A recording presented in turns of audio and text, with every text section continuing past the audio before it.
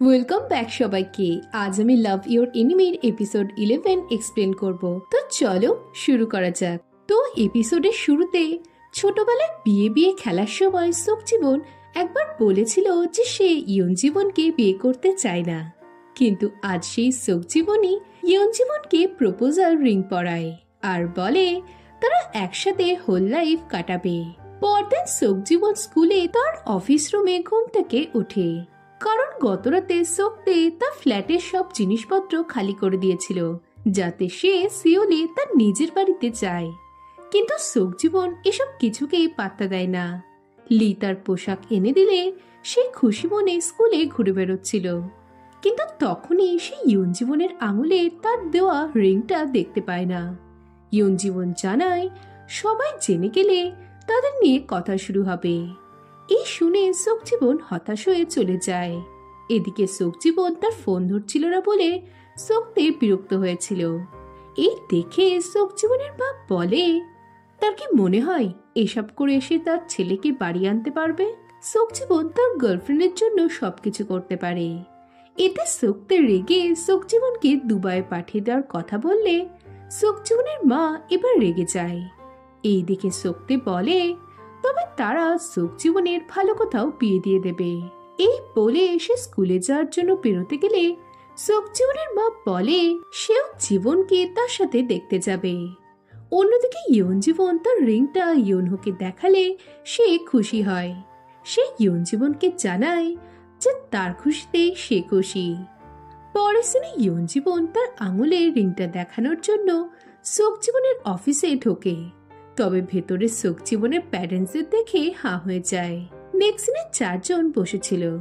সোকজীবনের মা ইয়নজীবনকে দেখে খুশি হলেও সোকতে হতে পারে না।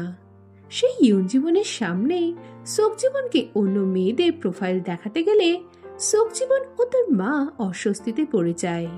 তবে ইয়নজীবন বলে তার পছন্দের মেয়েরা সব দিক থেকে সুন্দরী হলেও কেউ তার মতো সোকজীবনকে ভালোবাসতে পারবে না।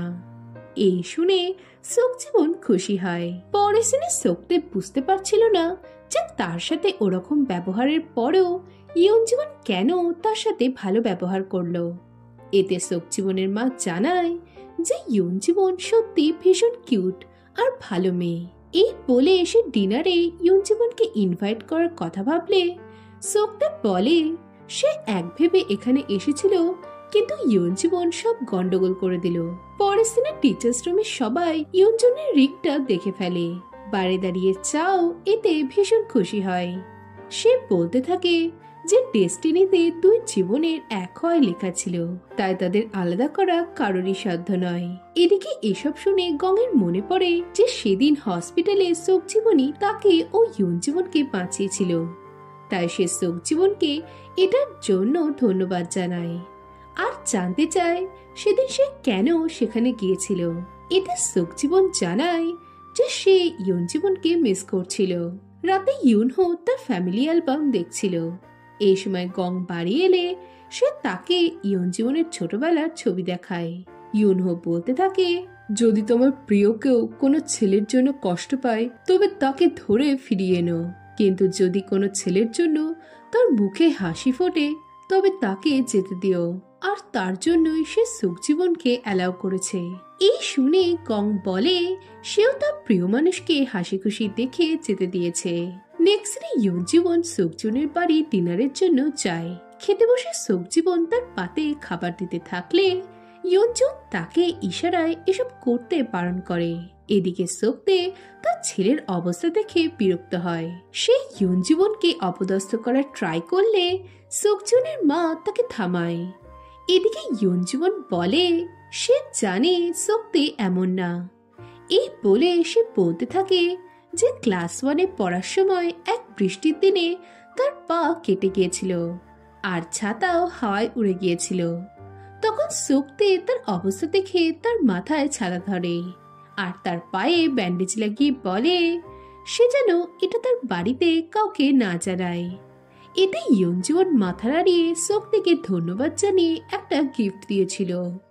এখন বর্তমানে এসব কথা সবাই জেনে যাওয়ায় সোকতে অপ্রস্তুত হয়ে পড়ে। ইউনজিওনকে অপদস্থ করার প্ল্যান ফেল হওয়ায় সে চুপচাপ খাওয়াতে মন দেয়। ডিনার শেষে সোকজিবন তার ফ্ল্যাটে যেতে গেলে সোকতে তাকে আটকায়। এসব দেখে ইউনজিওন সোকজিবনকে আলাদা করে ডেকে বোঝায় যে তারা তার বাবার পারমিশন নিতে এসেছে, তার সাথে যুদ্ধ করতে আসেনি। এই বলে সে সোকজিবনকে তার বাড়িতেই থাকতে বলে আর জানায় সে ট্যাক্সি করে বাড়ি চলে যাবে। পরদিন লিকে ফাইন্যান্সিয়াল পেপার চেক করতে দেখে জিহান চিন্তায় পড়ে যায়। তাই সে সোকতেকে গিয়ে সবটা জানিয়ে নিজের ভুল স্বীকার করে। সে কথা দেয় যে সে কারচুপির সব টাকা ফিরিয়ে দেবে, খালি যেন তাকে পুলিশে ধরিয়ে না দেওয়া হয়। এদিকে এসব শুনে সোকতে ভীষণ রেগে যায় আর বলে সে ইউনহোকে বাবা বলে ডেকে তার সাথে এসব কি করে করতে পারলো। জিহান চলে গেলে সে ইউনহোকে কল করতে যায়। তখনই ইউনহো তাকে কল করে দেখা করতে ডাকে। অন্যদিকে সোকজিবন জিহানের কারচুপির কথা জেনে সে তাকে এক্সপোজ করতে চায়, কিন্তু সোকতে তাকে বাধা দিয়ে বলে ইউনহো এসব জানলে কি হবে সে কি ভেবেছে, আর স্কুল ও গলফ কোর্সের ব্যাপারটা না মেটা অব্দি তাদেরকেও জিহানকে দরকার। এতে সোকজিবন বলে তার কি কোনো সন্দেহ হচ্ছে না যে জিহান কেন আগে সবটা স্বীকার করলো। পরের দিনে ইউনহো তার জমি জায়গা বিক্রি করতে এজেন্টের সাথে দেখা করতে যায়, যাতে সে সেই টাকা ইউনজিওনের বিয়েতে দিতে পারে। তবে এজেন্ট তাকে কিছুদিন ওয়েট করতে বলে জানায় তার জায়গার দাম বাড়বে। কিন্তু ইউনহো তাকে এটা বিক্রি করতে বলে চলে যেতে গেলে এজেন্ট বলে তার যদি টাকার দরকার হয় তবে সে মিস্টার জিহানের কাছে চাইতে পারে। ইউনহো অবাক হলে এজেন্ট জানায় যে গলফ কোর্সের আশেপাশে সব জায়গার মালিক জিহান, আর সে এখন সিওলের কাছে এক বড় বাংলোতে থাকে। এসব শুনে ইউনহোর মাথায় বাজ পড়ে। এদিকে সোকতে অনেকক্ষণ ধরে ইউনহোর জন্য ওয়েট করছিল। তখনই রাস্তা দিয়ে ইউনহোকে যেতে দেখে সোকতে তার কাছে গিয়ে জানতে চায় সে কেন তাকে ওয়েট করালো। এদিকে ইউনহো তাকে চিনতে পারে না, আর এতে সোকতে ঘাবড়ে যায়। সে তার অবস্থা দেখে বারবার তাকে চেনানোর চেষ্টা করে। এই সময় ইউনহো জ্ঞান হারালে সোকতে তাকে হসপিটাল আনে। সোকতের মনে পড়ে এর আগেও ইউনহো একদিন তাকে কল করে ইউনহো তাকে তার ছেলের নামে ডাকছিল। সেদিন সোকতে এটাকে মাতলামো ভাবলেও আজ বোঝে যে ইউনহো স্মৃতিশক্তি যেতে বসেছে। সে বিষয়টা সবাইকে জানাতে গেলে ইউনহো তাকে এটা করতে বারণ করে। এরপর সে জানতে চায় সোকতে কি জিহানকে জায়গা জমি গিফট করে নিজের তরফে এনেছে। এতে সোকতে বলে জিহান শহরে সবকিছু ভালো মতন জানতো বলেই সে তাকে নিজের দলে টেনেছিল। এই শুনে ইউনহো চিন্তায় পড়ে যায়। এদিকে জিহান তার ওয়াইফকে কল করে জানায় গলফ কোর্সের কাজ শুরু হলে তার জমির দাম বাড়বে। তখন সে সবকিছু বিক্রি করে আমেরিকায় তাদের সাথে সেটেল হয়ে যাবে। পরের দিনে ইউনহো নিজের বাড়ির পাশকে মনে করতে পারে না, আর এটা দেখে গং এর চিন্তা হয়। ইউনহো তাকে বলে যে এটা তার এজের ক্ষেত্রে নর্মাল। গং তাকে জীবনকে জানিয়ে এর চিকিৎসা করতে বললে ইউনহো বলে এটা জীবন চিন্তা করবে, আর সে চায় না জীবন তার জন্য কষ্ট পাক। এই শুনে গং ইউনহোর ফোনে ট্র্যাকিং অ্যাপ ইনস্টল করে দেয়, যাতে বিপদকালে সে ইউনহোর লোকেশন জানতে পারে। পরের দিনে ইউনহো তার টাকা পয়সার জমি জায়গার সবকিছু জীবনকে বুঝিয়ে দিতে থাকলে জীবন অবাক হয়ে এর কারণ জানতে চায়। এতে ইউনহো তার অসুখের কথাটা লুকিয়ে বলে তার তো বয়স হচ্ছে, আর সে চায় জীবন যেন বিয়ে করে নিক, যাতে সে তার বিয়েটা দেখে যেতে পারে। এই শুনে জীবন প্রশ্ন করে সে কি অসুস্থ। এতে সোকজিবন কথাটা এড়িয়ে যায়। রাতে জীবন তার দাদুর সাথে শুয়ে পুরোনো দিনের কথা বলতে বলতে ঘুমিয়ে পড়ে, কিন্তু ইউনহোর ঘুম আসে না। সে জীবনের মাথায় হাত বোলাতে বোলাতে বলে সে কিছুতেই তাকে এভাবে রেখে যেতে পারবে না।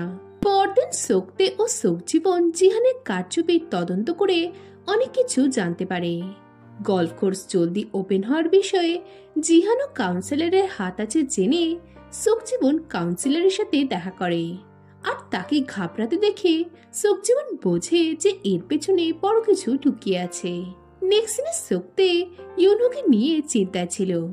তখনই হসপিটাল থেকে তাকে কল করে জানানো হয় যে ইউনহো চিকিৎসার জন্য আসেনি। রাতে ইউনজীবনকে চিন্তা করতে দেখে চা বলে সে কি সোকজীবনের ফ্যামিলির জন্য চিন্তা করছে। এতে ইউনজীবন জানায় তার চিন্তা তার দাদুকে নিয়ে। এতে চা তাকে বেশি ভাবতে না বলে তার ফিউচারের কথা চিন্তা করতে বললে ইউনজীবন বলে যে চা বদলে গেছে। চা জানায় সে মানসিক দ্বন্দ্বে ভুগছিল, কিন্তু তা কিছুদিন আগে কেটে যাওয়াতে সে এখন অনেক ফ্রি ফিল করছে। পরের দিনে ইউনজীবন সোকজীবনের কাছে যায়, কিন্তু সে গভীর চিন্তায় ডুবে থাকলে প্রথমে তাকে লক্ষ্য করে না। এরপর সোকজীবন তার কাছে জিহানের ব্যাপারে জানতে চায়। এতে ইউনজীবন বলে তার দাদু জিহানকে ছোট থেকে মানুষ করেছে আর তারা একসাথে তাদের কোম্পানি চালাতো। সোকজীবন প্রশ্ন করে তার প্যারেন্টস মারা যাওয়ার আগে কি কেউ জানতো না যে কোম্পানি ট্রাবলে রয়েছে। এতে ইউনজীবন হ্যাঁ বলে জানায় তার দাদু এ ব্যাপারে জেনে ভীষণ ঘাবড়ে গিয়েছিল। তখন জিহান এসে সব সামলায়। এই শুনে সোকজীবন তাকে কিছু বলে না, সে কেবল ইউনজীবনকে হাগ করে থাকে।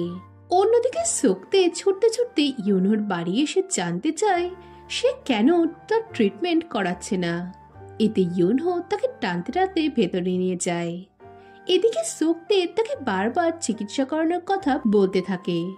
এতে ইউনহো বলে তার যখন অবস্থা ক্রিটিক্যাল হয়ে পড়বে তখন সোকতে যেন তাকে ওল্ড এজ রুমে দিয়ে আসে। আর একই কথা সে জিহানকেও বলেছে। এই শুনে সোকতে অবাক হয়। ইউনহো বলে সে জানে জিহান হঠাৎ করে কোথাও থেকে টাকা পেয়ে প্রচুর জায়গা জমি কিনেছে। এই শুনে সোকতে বলে সে কি এখনো বুঝতে পারছে না জিহান এত টাকা কোথা থেকে পেল। এই সবই ইউনজীবনের বাবার টাকা। এই শুনে ইউনহো হাঁ হয়ে যায়। সোকতে বলতে থাকে যে ইউনজীবনের বাবা হোসক বেঁচে থাকার সময়ই জিহান কোম্পানির টাকা ভেঙে নিজের পকেট ভরত। এমনকি কোম্পানির খারাপ অবস্থাতেও জিহান কোম্পানির টাকা আত্মসাৎ করেছে। আর হোসকের মৃত্যুর পর তার সব সম্পত্তি জিহানই বাতিল করেছে। এসব শুনে ইউনহো হা হয়ে যায়। তার বিশ্বাসই হয় না যে জিহান এমন ভাবে তাকে ঠকাতে পারলো। নেক্সট দিনে সোকতে সোকজীবনকে কল করে জানায় সে ইউনহোকে জিহানের ব্যাপারে সবটা বলে দিয়েছে, তাই সে যেন ইউনহোর খেয়াল রাখে যাতে সে উল্টোপাল্টা কিছু করে না বসে। এই শুনে দুই জীবনই তখন বাড়ি যায়, কিন্তু ইউনহোকে কোথাও দেখে না। তখনই গং বাড়ি এসে ইউনহোকে পাওয়া যাচ্ছে না শুনে সে তার লোকেশন ট্রেস করে। এদিকে ইউনহো তখন প্রচন্ড স্পিডে গাড়ি চালিয়ে জিহানের ভিলায় যায় আর একটা পাথর দিয়ে দরজার কাঁচ ভেঙে ফেলে। অন্যদিকে জিহান তখন কাউন্সিলরের সাথে ছিল। সোকজীবন গলফ কোর্সের প্ল্যান বন্ধ করে দিতে পারে শুনে জিহান চাপে পড়ে গেলে তখনই তার ফোনে ট্রেসপাসিং এর নোটিশ আসে। বাড়িতে ইউনহোকে দেখে সে তখনই বাড়ি থেকে ছুট লাগায়। এদিকে ইউনহো জিহানের বাড়ি তছনছ করতে থাকে। তখনই একটা লকেট দেখে তার মনে পড়ে ছোটবেলায় সে এমন দুটো লকেট জিহান ও হোসককে দিয়ে বলেছিল আজ থেকে তারা দুই ভাই। এদিকে জিহানের বাড়িতে হোসকের লকেটটা দেখে ইউনহো ভীষণই ভেঙে পড়ে। কিছু পর জিহান বাড়ি এলে ইউনহো প্রশ্ন করে তার কাছে এই দুটো লকেট কি করছে। হোসক তো তার লকেটটা গাড়িতে রাখতো, যেটা অ্যাক্সিডেন্টের পর আর পাওয়া যায়নি। তবে হোসকের অ্যাক্সিডেন্টের সময় কি জিহান সেখানে ছিল? এখানে দেখানো হয় অ্যাক্সিডেন্টের পর জিহান গাড়ি থেকে লকেটটা নিতে গেলে হোসক তখনও বেঁচে ছিল। এখন সোকতে প্রশ্ন করে সে কি তার ছেলেকে মেরে ফেলেছে। এতে জিহান চুপ থাকলে ইউনহো রাগে ফেটে পড়ে জানতে চায় সে কেন এমনটা তার সাথে করলো। জিহান বলতে থাকে সে হোসকের কাছে কিছুটা সময় চেয়েছিল, কিন্তু সে দেয়নি। এই বলে তাদের মধ্যে ধস্তাধস্তি শুরু হলে জিহান ইউনহোকে ফেলে দেয়। এদিকে দুই জীবনই তখন ইউনহোর কাছে যেতে থাকলে ইউনজনের তার দাদুর কথা মনে পড়তে থাকে।